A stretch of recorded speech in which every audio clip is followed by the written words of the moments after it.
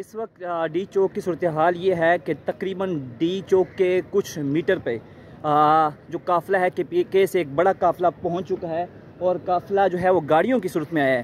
اگرچہ سارے راستے بند تھے، کنٹینر لگا کر راستے بند کیے گئے تھے، خندقیں کھودی گئی تھیں، مٹی ڈالی گئی تھی، پولیس جو ہے وہ تعینات تھی، لا انفورسمنٹ ایجنسیز تعینات تھی، لیکن اس کے باوجود جو ہے وہ ایک بڑا قافلہ کے پی کے سے یہاں پر بالکل جو ہے وہ پہنچ چکا ہے۔ تقریباً ڈی چوک کے کچھ جو میٹر ہے اس کے فاصلے پر موجود ہے۔ چائنا چوک پر وہ اس ٹائم موجود ہے اور اس قافلے پر اس وقت جو ہے وہ پولیس کی جانب سے شیلنگ جاری ہے۔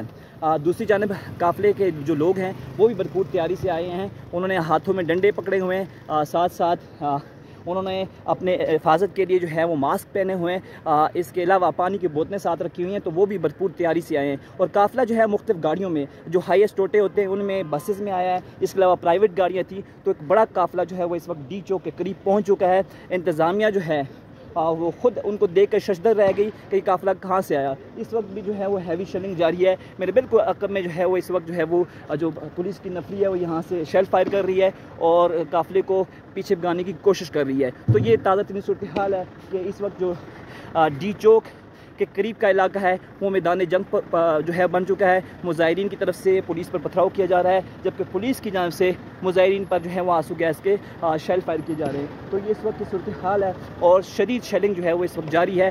یہ پریڈ گراؤنڈ میٹرو اسٹیشن بنتا ہے یا چائنا چوک بنتا ہے جہاں پر اس وقت جو ہے وہ شیلنگ جاری ہے، اور اس وقت مظاہرین اور پولیس کے درمیان جو ہے وہ اس وقت جو علاقہ ہے میدان جنگ بن چکا ہے۔ پولیس کی جانب سے فائر کیا جا رہا ہے، جو آنسو گیس کے شیل ہیں وہ فائر کیے جا رہے ہیں، دوسری جانب سے مظاہرین پتھراؤ کر رہے ہیں۔ تو اس وقت جو ڈی چوک کے قریب کا علاقہ ہے میدان جنگ بن چکا ہے۔